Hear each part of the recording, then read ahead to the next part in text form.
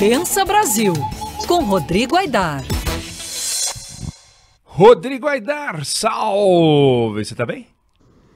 Tô bem, Eneg, e você? Isso é bom, isso é tranquilo. Vem cá, hoje pra gente fugir dessa discussão institucional, política, eu acho que é legal a gente discutir um assunto que diz respeito à vida das pessoas, né? Um assunto que diz respeito a um tema muito delicado,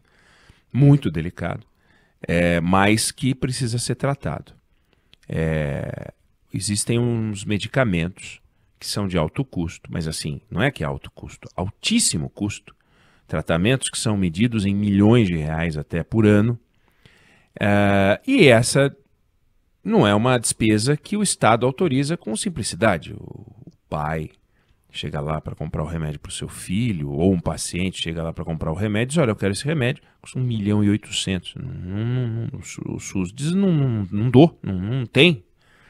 E aí começa uma briga na justiça, invariavelmente, e aí vem aquela história, vem uma liminar, consegue comprar, mas afinal, as pessoas têm o direito de receber, já que está na Constituição o direito que tem direito à saúde? O Estado tem a obrigação de fornecer medicamentos nesse preço? Quando a gente pensa na vítima, é uma coisa que eu queria que você avaliasse, mas no paciente. Mas e quantas pessoas deixam de ser atendidas também porque você destina um determinado valor? É uma discussão muito complicada, delicadíssima. Eu queria que você abordasse para nós. E o que está acontecendo nessa área? Eneg, é isso. A discussão é muito complicada. Débora, boa tarde, querido. Boa tarde. Uma boa tarde aí para os nossos ouvintes e para as nossas ouvintes. O Supremo, Eneg, decidiu em março de 2020 que o Estado é obrigado a custear, a fornecer medicamentos de alto custo para pessoas que têm doenças graves e que são carentes, não têm condições de pagar por esse medicamento, só em casos excepcionais. Essa discussão chegou no Supremo, em um processo que foi em 2007, e chegou lá por conta de uma enxurrada de decisões desencontradas que a gente tinha na Justiça, que pacientes em situações idênticas encontravam respostas diferentes, porque o juiz A defendia uma coisa e o juiz B não deferia o pedido àquele medicamento. E aí, e olha só que interessante, Eneg, como eu disse, o caso chegou em 2007, mas o caso chegou e se tornou obsoleto. Por quê? Qual era o caso?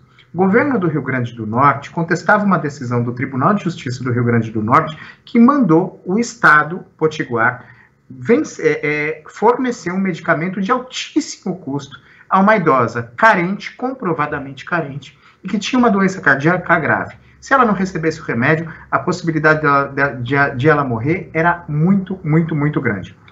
Mas o Estado recorreu, dizendo que o preço daquele medicamento era assim, né, impossível, inviável, com esse argumento de que milhares de outras pessoas iam acabar ficando sem atendimento de outros medicamentos, e principalmente aquele medicamento não constava da lista de medicamentos do SUS, da lista de medicamentos que o Estado já fornece habitualmente a quem procura o Estado. O que aconteceu?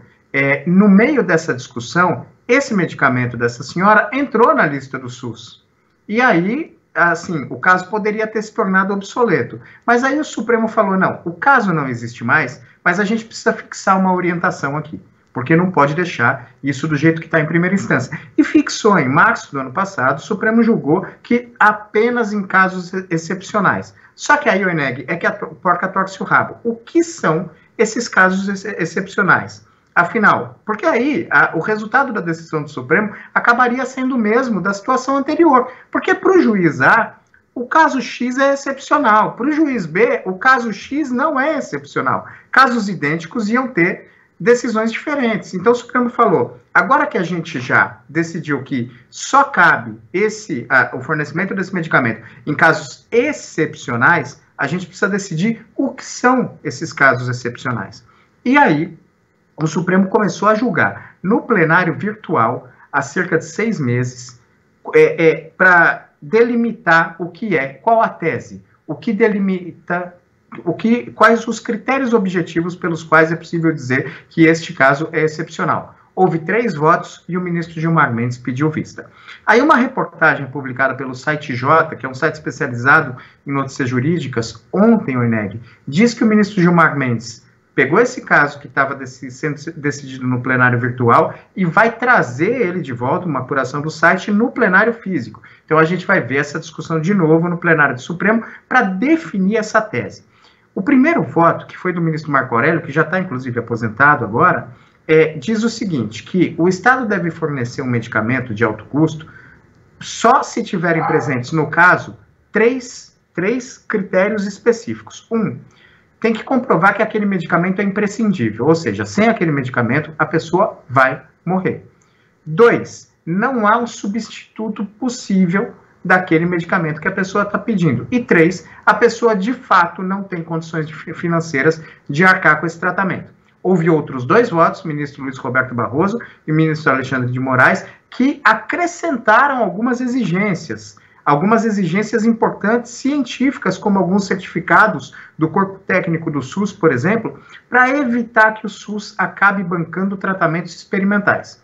Aí o ministro Gilmar Mendes pediu vista e a gente vai ver esse caso vir de volta ao plenário do Supremo para que sejam fixados esses critérios objetivos que precisam estar atendidos nos casos para que os juízes, então, possam mandar o Estado fornecer medicamentos de forma excepcional para determinados tratamentos. Assunto essencial, Pensa Brasil, Rodrigo Aidar, que volta a conversar com a gente na semana que vem. Abração. Abraço, Eneg, um abraço, Débora, um abração aí para os nossos ouvintes. Bom fim de semana, Aidar, um abraço, um beijo para você também.